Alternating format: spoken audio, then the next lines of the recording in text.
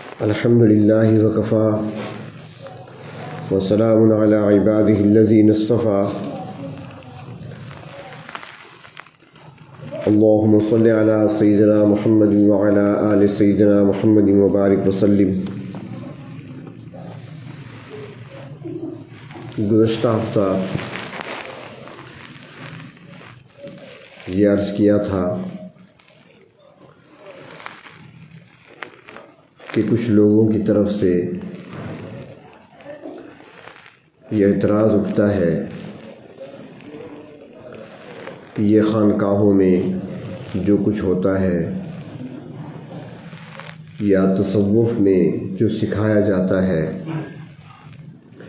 یا تسبیحات اور اذکار و اوراد کرائے جاتے ہیں، قلوب پر ضربیں لگائی جاتی ہیں، آخر ان کا کیا فائدہ ہے اور کیا یہ سب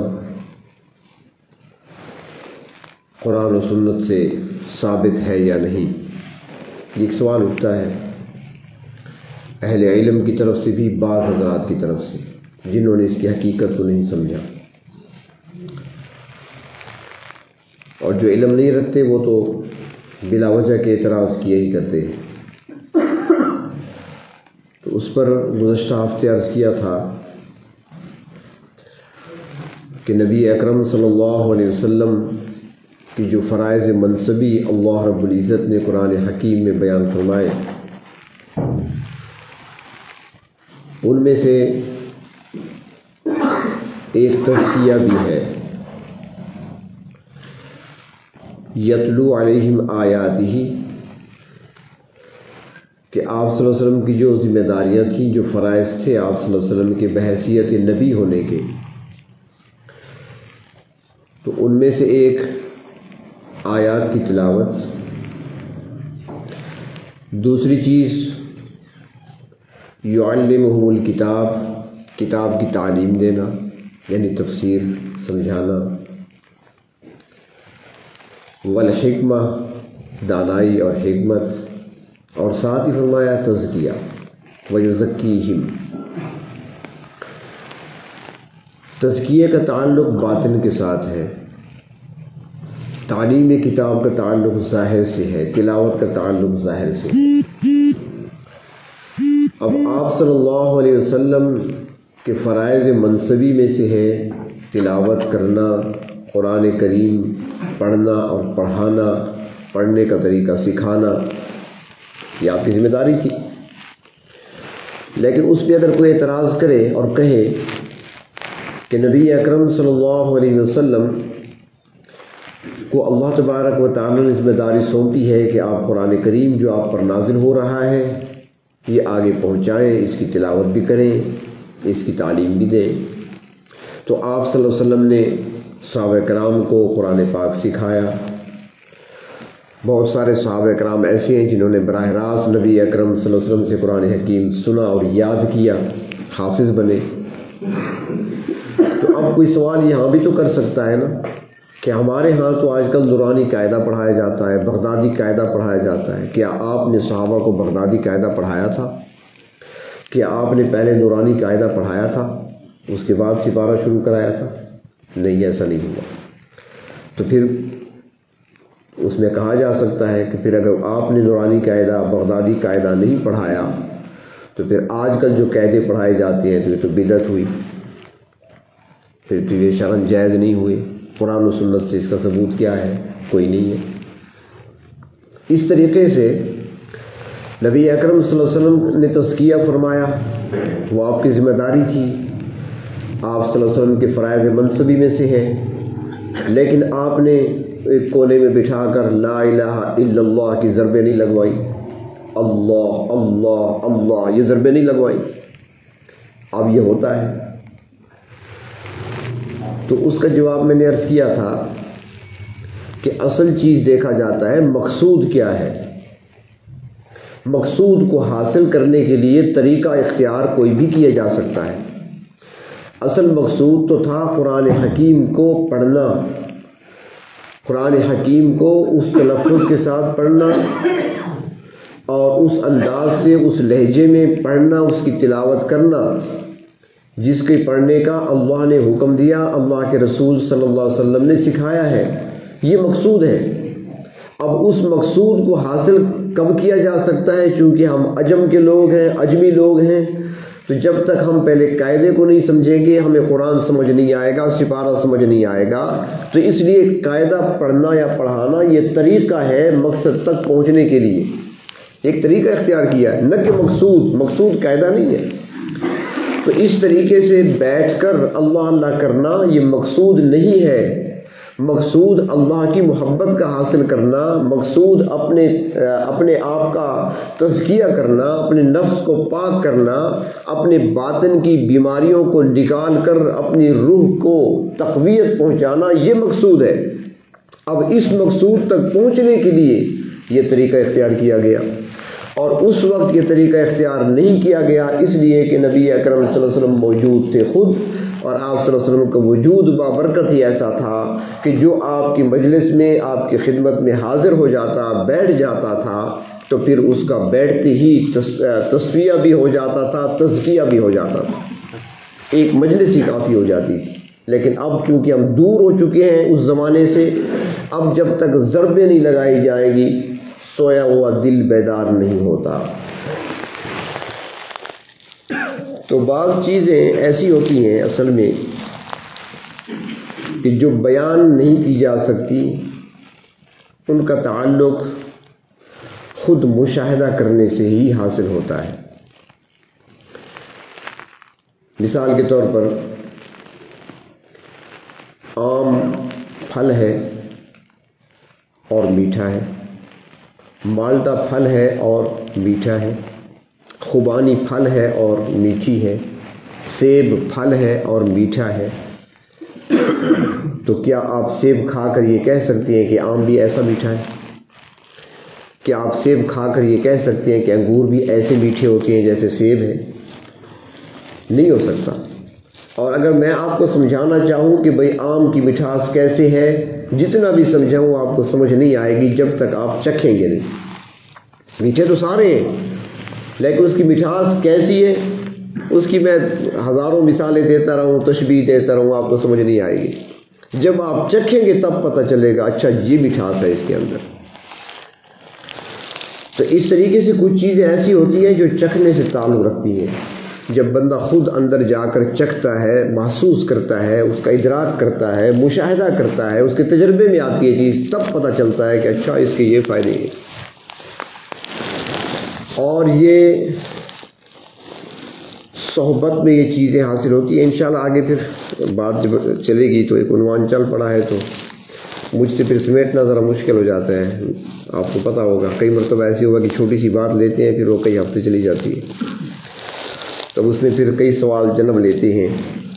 اب جب ذکر کی بات ہوئی، اللہ اللہ کا ذکر ہوا، تو اب اس میں بھی بہت سارے ساتھی ہمارے غلطی بھی کرتے ہیں، تو انشاءاللہ وہ بھی بات ہوگی کہ ذکر قلبی کس طریقے سے کرنا چاہیے تاکہ آپ کے دل کے اندر اترے۔ اب تو صرف بس وہ رسمی سی بیعت رہ گئی ہے اور بابرکت سمجھ لیا ہم نے اس چیز کو، اور اس میں محنت کرنا تو ویسے چھوٹ ہی گیا ہے سب سے۔ بات پھر وہی ہے کہ جو آگے بڑھتا ہے اور چکھتا چلا جاتا ہے اور پھر وہ لذتیں لیتا چلا جائے گا۔ اللہ کے نام کی اپنی لذت ہے، نماز کی اپنی لذت، اپنا ذائقہ ہے، لیکن ہم نے کبھی چکھا نہیں ہے نا، پتہ نہیں چلتا۔ تلاوت کا اپنا ذائقہ ہے، جس طرح پھلوں کے ذائقے ہیں نا، ان چیزوں کے اپنے ذائقے ہیں۔ اور قرآن حکیم میں آتا ہے، سورۃ بقرہ میں ہے کہ جب جنتیوں کو جنت میں پھل دیے جائیں گے تو وہاں پر وہ کہیں گے اللہ یہ تو وہ چیز ہے جو پہلے دنیا میں ہم کھا چکے، چکھ چکے ہیں۔ جب نعمتیں ملیں گی نا، سورۃ بقرہ میں آتا ہے نا، وَبَشِّرِ الَّذِينَ آمَنُوا وَعَمِلُوا الصَّالِحَاتِ أَنَّ لَهُمْ جَنَّاتٍ تَجْرِي مِن تَحْتِهَا الْأَنْهَارُ۔ کیسے ہے آگے؟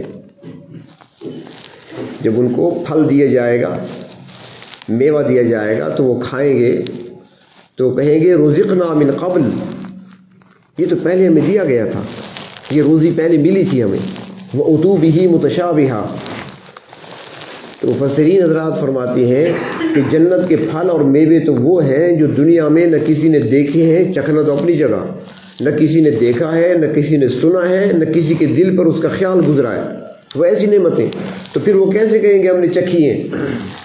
تو مفسرین فرماتی ہیں کہ جنت کے پھل نہیں چکھے، جنت کی جب کھجور کھائیں گے ان کو یاد آئے گا ذائقہ ہم چکھ چکے ہیں، کہاں چکھا تھا؟ جواب دیا جائے گا یہ نماز والا ذائقہ ہے۔ لیکن اب نماز ویسی ہوگی تو ہمیں تو معلوم ہی نہیں ذائقہ کیا ہوتا ہے نماز کا۔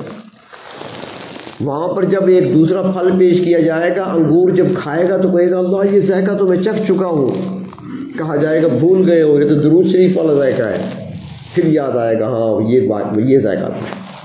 وہاں پر جب آم ملے گا تو کہے گا اللہ یہ ذائقہ میں نے چکھا ہے، پھر کہا جائے گا یہ تسبیح و تحلیل والا ذائقہ ہے۔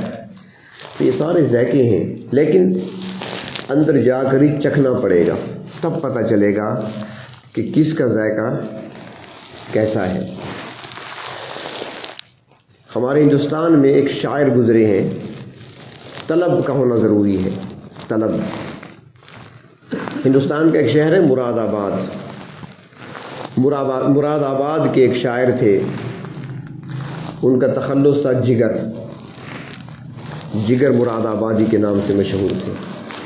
ان کی غزلیں اب بھی ہیں، اور وہ غزلیں ہی کہا کرتے تھے، بہت اچھے شاعر تھے، اور بڑے بڑے شعراء ان کے شاگردوں میں ہیں، بہت اچھا شاعر۔ لیکن ایک لت پڑ گئی تھی اسے شراب پینے کی، شرابی ہو گئے، اور تھوڑی بھی نہیں، جتنی ملی چڑھا لی۔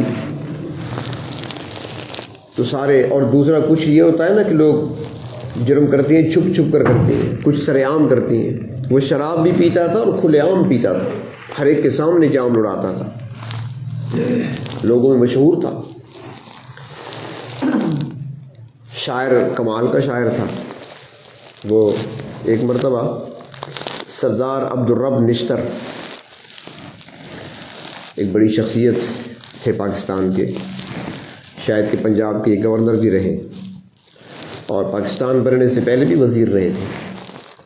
وہ خود بھی شاعر تھے، نشتر ان کا تخلص ہے، وہ خود بھی شاعر تھے، شعر سے ذوق تھا ان کو۔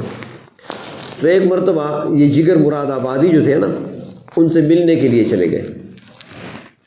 اب وہ وزیر تھے اس وقت، اور یہ ان کے آفس چلے گئے ملنے کے لیے، لیکن حالت تو وہی تھی، بال بکھرے ہوئے اور عجیب شکل جیسے ہوتی ہے۔ فی کل وادی یہیبون، قرآن حکیم میں بھی آتا ہے شاعروں کے بارے میں، وادیوں میں ایسے گھومتے پھرتے ہیں۔ تو اس شکل میں چلا گیا، جب وہاں گئے وہ تو وزیر تھے، پروٹوکول کے ساتھ اندر بیٹھے ہوئے تھے اپنے آفس میں، باہر پہرے لگے ہوئے تھے۔ کسی نے روک لیا، بھائی جان خیریت تو ہے، کہاں جا رہے ہیں آپ؟ جس نے کہا جی میں نشتر صاحب سے ملنے آیا ہوں۔ اس نے کہا خیر ہے، اپنی حلیہ دیکھو، اپنی شکل دیکھو، تم نشتر سے ملنے آئے ہو، وزیر صاحب ہیں وہ تو، آپ کیسے ملیں گے؟ اس نے کہا اچھا پھر ایک کام تو میرا کر دو، تو بتاؤ۔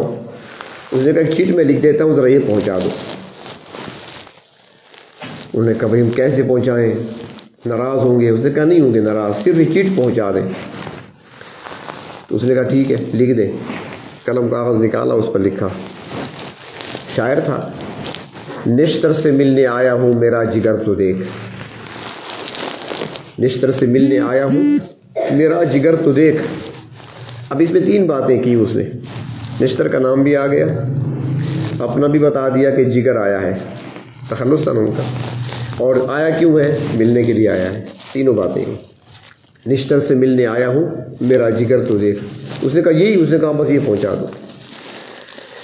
بہرحال پہنچایا گیا۔ سردار عبدالرب نشتر بیٹھے تھے اپنے آفس میں، جب چٹ سامنے گیا تو فوراً کھڑے ہو گئے، اچھا جگر مراد آبادی مجھ سے ملنے آیا ہے، فوراً دفتر سے باہر نکل آئے ملنے کے لیے۔ اتنا بڑا شاعر تھا وہ، لیکن شراب کی لت پڑ گئی تھی، شرابی۔ ایک مرتبہ جگر مراد آبادی کی ملاقات ہو گئی خواجہ مجذوب رحمۃ اللہ علیہ سے۔ یہ مجذوب جو تھے بڑے آفیسر تھے اس زمانے میں، بڑا عہدہ تھا ان کے پاس، جس طرح آج کل سیکرٹری ہوتے ہیں، تو اس طرح کا عہدہ تھا ان کے پاس، شاید کہ 20-21 گریڈ کے آفیسر تھے۔ لیکن اللہ تعالیٰ نے زندگی بدل دی تو بس داڑھی رکھ دی، بڑی سی داڑھی تھی، سر پہ پگڑی ہوتی تھی، شلوار ٹخنوں سے اونچی ہوتی تھی، مولوی لگتے تھے، اور ان کے اللہ کی محبت میں بڑے اشعار بھی ہیں، اکثر ہمارے مراقبات میں پڑھے جاتے ہیں۔ تو مجذوب صاحب سے ملاقات ہو گئی جگر مراد آبادی کی، جان پہچان تو تھی پہلے سے، شکل و صورت کو دیکھا، حلیے کو دیکھا، پہلے تو پہچان نہ سکے، جب پہچان لیا تو کہنے لگے، مجذوب صاحب سے کہنے لگے کہ حضرت یہ آپ کا حلیہ کیسے بدل گیا؟ آپ کے چہرے پہ داڑھی آ گئی، نورانی چہرہ بن گیا، سر پہ پگڑی آ گئی، یہ آپ کا کرتا شلوار، یہ لباس، آپ تو پینٹ شرٹ میں رہا کرتے تھے، ٹائی لگی ہوتی تھی، آپ کی داڑھی تو نہیں تھی، یہ حلیہ کیسے بدلا؟ تو خواجہ مجذوب نے فرمایا کہ ایک اللہ والے کی صحبت ملی ہے، تو ان کی صحبت کی برکت سے سب کچھ بدل گیا۔ تو جگر مراد آبادی کے دل میں بھی ایک طلب پیدا ہو گئی، اصل چیز یہ طلب ہے، یہی کھینچ کر لے جاتی ہے پھر اصلاح کی طرف، اور طلب سچی ہو راستے کھلتے چلے جاتے ہیں۔ پروردگار عالم خود فرماتی ہیں والذین جاہدوا فینا لنہدینہم سبلنا۔ تو انہوں نے کہا کہ بھائی میری ملاقات بھی کرا سکتے ہو، میں بھی ان کی صحبت میں بیٹھ سکتا ہوں تو میں شرابی۔ اس نے کہا یار تم کیسے جاؤ گے؟ چلو ٹھیک ہے میں حضرت سے پوچھ لوں گا۔ مجذوب صاحب جو تھے وہ حضرت تھانوی رحمۃ اللہ علیہ کے مجلس میں آیا کرتے تھے، حضرت مولانا اشرف علی تھانوی رحمۃ اللہ علیہ کے پاس تھانہ بھون میں ان کے خانقاہ تھی۔ تو حضرت سے ذکر کیا کہ حضرت ایسے ہے، جگر مراد آبادی مشہور شاعر ہے لیکن ہے شرابی، غزلیں کہتا ہے، اور وہ بھی چاہتا ہے کہ آپ کی صحبت میں آئے کچھ وقت کے لیے، اگر اجازت ہو تو وہ آ سکتا ہے۔ حضرت نے فرمایا خانقاہ دروازہ کھلا ہوا ہے سب کے لیے، یہاں تو اللہ اللہ سکھایا جاتا ہے، یہاں پر کیا ہے، یہاں ہر کوئی آ سکتا ہے، کافر بھی آ سکتا ہے۔ تو انہوں نے جا کر کہہ دیا کہ حضرت سے میں نے بات کر لی، حضرت نے اجازت دے دی ہے کہ آ جاؤ۔ کہنے لگے نہیں میری بات ایک اور بھی ہے۔ اس نے کہا وہ کون سی؟ اس نے کہا حضرت نے اجازت تو دے دی ہے لیکن میں شراب نہیں چھوڑ سکتا، شراب نہیں چھوڑ سکتا، خانقاہ بھی آؤں گا، حضرت کی خدمت میں آؤں گا، ان کی صحبت کے مزے بھی لوں گا، لیکن شراب نہیں چھوڑ سکتا، حضرت سے شراب کی اجازت بھی لے لو، مجھے شراب پینے کی بھی اجازت ہوگی۔ اس نے کہا یار کیسی بات کرتے ہو، میں حضرت سے کیسے بات کروں؟ اس نے کہا آپ کہہ تو دیں۔ بہرحال جب یہ دوبارہ آئے حضرت کے پاس تھانہ بھون، تو حضرت نے پوچھا وہ کیا بنا تمہارے جگر کا؟ اس نے کہا حضرت وہ تو میں نے ان سے کہہ دیا اجازت مل گئی ہے، لیکن اس نے تو بڑی عجیب بات کر دی ہے اور میں گستاخی سمجھتا ہوں، اس کو کیسے بیان کروں؟ حضرت نے فرمایا نہیں، جو بات اس نے کی ہے وہ امانت ہے، پہنچاؤ مجھ تک۔ تو انہوں نے کہا کہ حضرت اس نے کہا ہے میں شراب پیتا ہوں اور میں چھوڑ نہیں سکتا، میں خانقاہ پہ آنے کے لیے تو تیار بیٹھا ہوں، پر مجھے شراب پینے کی اجازت بھی ہونی چاہیے۔ حضرت نے فرمایا وہ آنا چاہتا ہے تو آنے دو، خانقاہ میں تو پینے کی اجازت نہیں مل سکتی، تو عوام کے لیے جگہ ہے، یہاں پر تو ذاکرین ہوتے ہیں، سالکین ہوتے ہیں۔ ہاں اس نے شراب پی لی ہے تو میں اس کو اپنے گھر میں ٹھہراؤں گا، میرے گھر میں ٹھہر جائے، وہاں پیتا رہے۔ حضرت کا پیغام پہنچ گیا تو جگر مراد آبادی نے کہا ٹھیک ہے اجازت مل گئی، پہنچ گیا۔ حضرت نے دن کو تو خانقاہ کے ماحول میں رکھا، شام ہوئی تو اس کو گھر لے گئے، اندر کمرہ دے دیا، ہاں بھئی یہاں جو کچھ کرنا ہے کرتے رہو۔ تو جگر مراد آبادی نے حضرت کی طرف دیکھا اور کہنے لگا حضرت اب کیا کرنا ہے، جو کچھ کرتے رہے اب تو اسی پر پچھتاوا ہے، میں آپ سے وعدہ ہی کرتا ہوں تو آج کے بعد داڑھی پہ اوسرا نہیں آئے گا اور میرے منہ پہ کبھی شراب نہیں آئے گی۔ صحبت ملی، طلب خالص تھی، اللہ نے زندگی بدل دی، چھوڑ دی۔ ہمارے ہاں تو یہ ہوتا ہے نا، کوئی کہے کسی یار سگریٹ چھوڑنا چاہتا ہوں، تھوڑی تھوڑی کر کے چھوڑو، 4 پیتے ہو 2 کر لو، 2 کرتے ہو 1 کر لو، ایسے آہستہ آہستہ آہستہ، یہ کبھی نہیں چھوٹے گی، کبھی نہیں چھوٹے گی، جگر کی طرح چھوڑو۔ حضرت سے وعدہ کر لیا حضرت بہت پی ہے میں نے، بہت پیتا رہا ہوں لیکن بس وعدہ کرتا ہوں پھر ہاتھ نہیں لگاؤں گا، اور ہاتھ نہیں لگایا۔ بیمار ہو گئے، ڈاکٹروں نے مشورہ دیا کہ جگر صاحب آپ کا جگر ختم ہو جائے گا، صحت نہیں ملے گی آپ کو، آپ نے کیوں ایسی چھوڑ دی ایک دم شراب؟ تھوڑی تھوڑی کر کے چھوڑتے۔ جگر مراد آبادی کہنے لگے ڈاکٹر صاحب زیادہ سے زیادہ کیا ہو سکتا ہے؟ اس نے کہا آپ پر موت واقع ہو سکتی ہے۔ اس نے کہا مرتا ہے تو مر جاؤں، شراب نہیں پینی، بس نہیں پینی تو نہیں پینی۔ اور پھر اللہ رب العزت نے انہیں صحت بھی عطا فرما دی، شفایاب ہو گئے، ٹھیک ہو گئے، درست ہو گئے۔ تو لوگوں کو پتہ چلا کہ جگر نے داڑھی رکھ لی ہے، داڑھی سجا لی ہے اور شلوار کرتا پہننے لگے ہیں، صوفی بن گئے، سر پہ ٹوپی آ گئی، تو لوگ دیکھنے کے لیے آیا کرتے تھے کہ وہ شرابی شخص اور کیسے اس راہ پہ آ گیا۔ لوگ دیکھنے کے لیے آتے تھے۔ جگر کو پتہ چل گیا جو ملنے آتے ہیں نا در حقیقت مجھے دیکھنے آتے ہیں، میری شکل دیکھنے آتے ہیں۔ تو پھر انہوں نے اپنے بارے میں شعر کہا، مشہور شعر ہے ان کا کہ چلیں کر آئیں تماشا جگر کا، سنا ہے وہ کافر مسلمان ہوا ہے۔ یہ اپنے بارے میں کہا تھا اس نے۔ لوگ آیا کرتے تھے دیکھنے کے لیے۔ اور پھر لوگوں کو ایسی محبت ہوئی کہ ایک مرتبہ ایک شاعر نے پوچھ لیا تھا کہ آپ لوگوں کے محبوب کیسے بن گئے؟ یہ لوگ آپ سے اتنی محبت کرنے لگے، کیوں؟ وجہ کیا ہے؟ کون سی چیز آپ کے پاس ہے؟ کون سا ایسا عمل کیا آپ نے کہ لوگ آپ کے دیوانے بنتے جا رہے ہیں؟ تو وہ شاعر تھے، فوراً جواب دیا کہ میرا کمال عشق میں اتنا ہے اے جگر، میرا کمال عشق میں اتنا ہے اے جگر، وہ مجھ پہ چھا گئے میں زمانے پہ چھا گیا۔ پروردگار عالم کی مہربانی ہوئی مجھ پر، اس کی رحمتیں مجھ پہ آئیں تو اب میں زمانے پہ چھا گیا، محبتیں آ گئی۔ تو طلب اگر سچی ہو تو پھر اس راستے میں یہ نعمتیں ملا کرتی ہیں، لیکن بات وہی ہے، چیز چکھنے کی ہے، بتانے کی نہیں ہے۔ ایک مثال عرض کرتا ہوں اور بھی کہ جب یہ تزکیہ ہوتا ہے نا، باطن پاک ہوتا ہے، روح کو قوت ملتی ہے، روح زندہ ہوتی ہے۔ روح کی غذا موسیقی نہیں ہے، روح کی غذا یہ دوسری چیزیں نہیں ہیں، ان سے تو روح مزید مردہ ہوتی ہے، زنگآلود ہوتی ہے۔ روح کی غذا اللہ کا ذکر ہے۔ جسم ہمارا زمین سے بنا ہے، مٹی سے بنا ہے، تو ہماری جسم کی جتنی ضروریات تھیں اللہ نے ساری زمین کے اندر رکھی ہیں۔ ہماری خوراک زمین سے ہے، ہمارا لباس زمین سے ہے، ہماری رہائش زمین پہ ہے، ہماری بیماری کی صورت میں علاج وہ زمین سے ہے۔ ساری چیزیں سہولتیں جسم کے لیے جو ہیں وہ زمین سے ہیں، کیونکہ وجود زمین سے بنا ہے۔ اور روح اوپر سے آئی ہے، اور جب روح اوپر سے آئی ہے تو اس کی غذا بھی وہی ہو سکتی ہے جو اوپر سے آئے، اور اوپر سے غذا بن کر آئی ہے تو وہ اللہ کا ذکر آیا ہے اور اللہ کی وحی نازل ہوئی ہے۔ اب جو وحی کی جو علوم ہے ان کو حاصل کرے گا تو روح کو تقویت ملے گی، روح کو تازگی ملے گی، روح کو زندگی ملے گی۔ اور جب وہ اللہ کا ذکر کرے گا، الا بذکر اللہ تطمئن القلوب، تو پھر قلوب کا اطمینان اور سکون اور راحت جو روح کو ملتی ہے، باطن کو ملتی ہے، اللہ کے ذکر سے ملتی ہے۔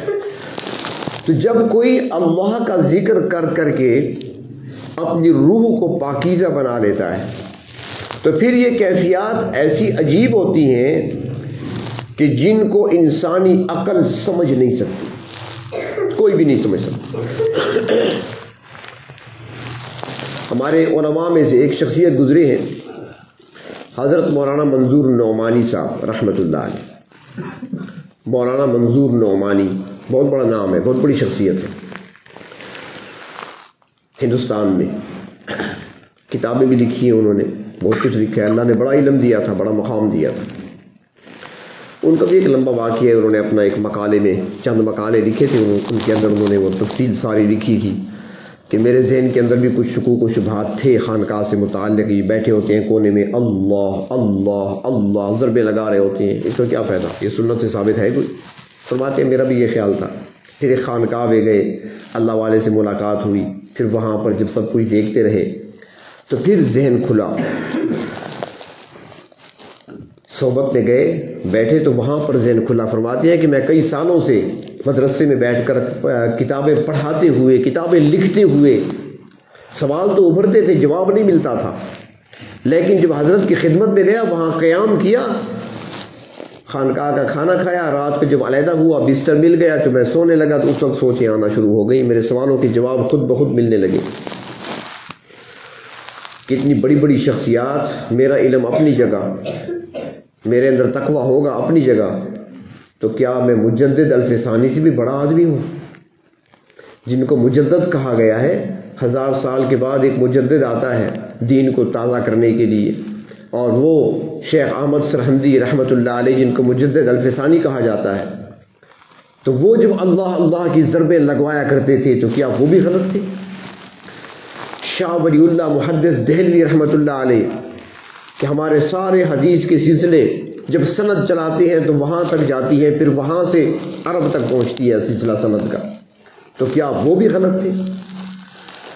یہ سارے اکابرین کے جب ذہن میں خیال آئے تو میرے سوالوں کا جواب ملنے لگا کہ سارے غلط نہیں ہو سکتے، میں غلط ہو سکتا ہوں. تو بہرحال وہ مولانا منظور نعمانی رحمۃ اللہ علیہ پھر خانقاہ کے ساتھ منسلک ہوئے. پھر جب سارا عقدہ کھلا کہ اصل حقیقت کیا ہے تو خود مرید بن گئے، خود ذکر کرنے لگے، اپنی روحانی قوتوں کو مضبوط کیا. تو پھر حالت یہ ہوئی کہ بیمار ہو گئے. یہ بڑا مشہور واقعہ ہے ان کا. بیمار ہوئے اور قومے میں چلے گئے. اب قومے میں جو چلا جاتا ہے آپ سارے جانتے ہیں، وہ تو فارغ ہوتا ہے، اسے کوئی ہوش نہیں ہوتا، کوئی پتہ نہیں ہوتا. اسپتال لے گئے، آئی سی یو میں داخل ہیں. اب وہاں پر رمضان کا مہینہ تھا، ہسپتال میں داخل ہیں، آئی سی یو میں ہیں، قومے میں ہیں.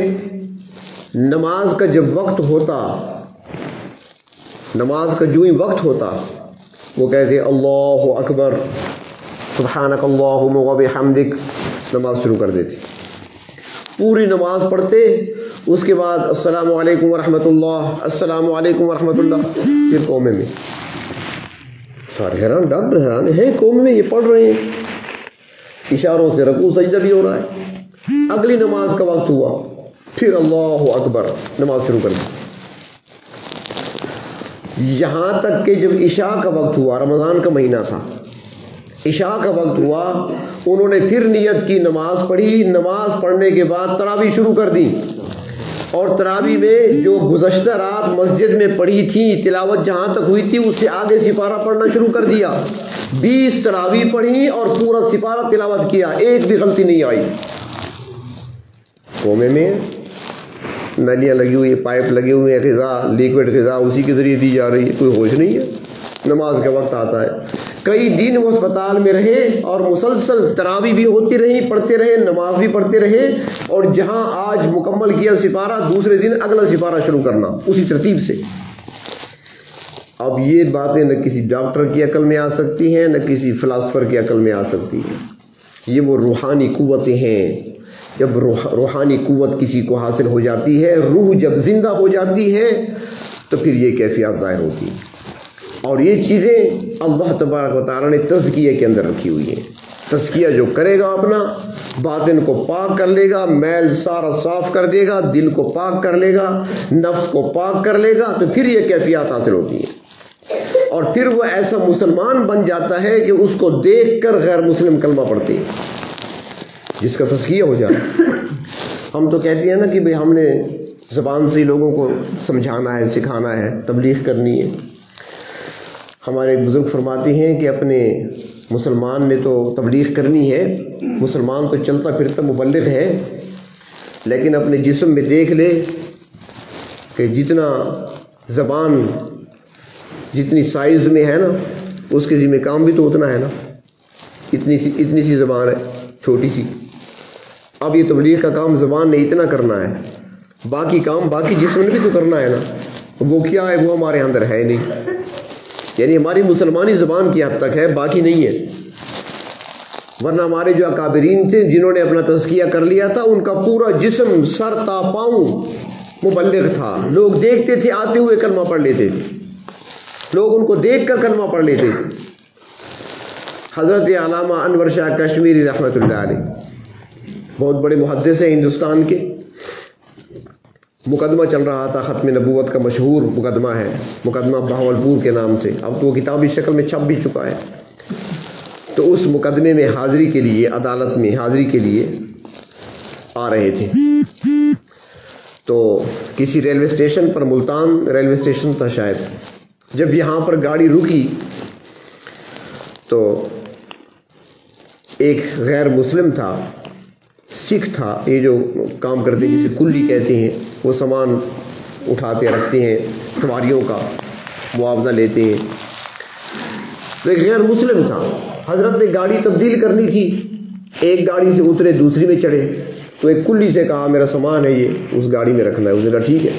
پیسے لینے تھے اس نے سامان اٹھا کر وہاں رکھ دیا. باقی ساری کلی جو تھے وہ اپنا اپنا سامان لوگوں کا رکھ کر چلے گئے. جو کلی تھا ان کے پاس آیا، حضرت علامہ انور شاہ کشمیری رحمۃ اللہ علیہ کے پاس.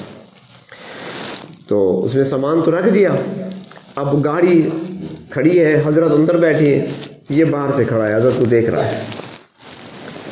پیچھے سے اس کے کسی دوست نے آواز دی کہ یار کیا کر رہے ہو، سامان رکھ لیا، پیسے لے لیا، آؤ نا. پھر اکٹھے ہوتے ہیں نا، گپ شپ لگاتی ہیں، بیٹھتی ہیں. وہ تھا سکھ، اس نے کہا ٹھہرو میں آ رہا ہوں. حضرت علامہ انور شاہ کشمیری رحمۃ اللہ علیہ فرمانے لگے دیکھ کر اسے، بیٹا کیا دیکھ رہے ہو؟ اس نے کہا حضرت میں دیکھ رہا ہوں آپ کے چہرے کو، اور میرا دل گواہی دے رہا ہے کہ یہ چہرہ جھوٹے کا چہرہ نہیں ہو سکتا، یہ چہرہ کسی جھوٹے کا چہرہ نہیں ہو سکتا، لہٰذا مجھے کلمہ پڑھا دے. وہی کھڑے کھڑے اس نے کلمہ پڑھ لیا.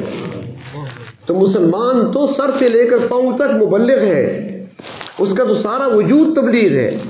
اس کو دیکھ کر لوگ کلمہ پڑھیں، یعنی اس کے معاملات بھی ایسے ہوں، اس کی اخلاقیات بھی ایسے ہوں، اس کی معاشرت بھی ایسی ہو کہ جو دیکھے متاثر ہوئے بغیر رہ نہ سکے. لیکن آج ہم نے صرف زبان کی حد تک رکھ لیا ہے، باقی چھوڑ دیا سب کچھ. تو اس چیز کی بڑی ضرورت ہے، اور یہ ہوتا ہے اصلاح سے، بشرط یہ کہ طلب صحیح ہو، سچی ہو. سچی طلب کے ساتھ جب انسان ارادہ کرتا ہے، اس راستے پر چل پڑتا ہے، اللہ سے توفیق طلب کرتا ہے، اللہ میں اپنے آپ کو بدلنا چاہتا ہوں، میں گناہ والی زندگی سے نکلنا چاہتا ہوں، اللہ میں آپ کے راستے پہ آنا چاہتا ہوں، میں صراط مستقیم پر چلنا چاہتا ہوں، تو پھر اللہ تبارک و تعالی اس کے لیے آسانیاں پیدا فرما دیتے ہیں. پھر اللہ تعالیٰ اس کے لیے راستے کھول دیتے ہیں. پھر وہ قدم اٹھاتا ہے، رب تعالیٰ راستے کھولتے چلے جاتے ہیں.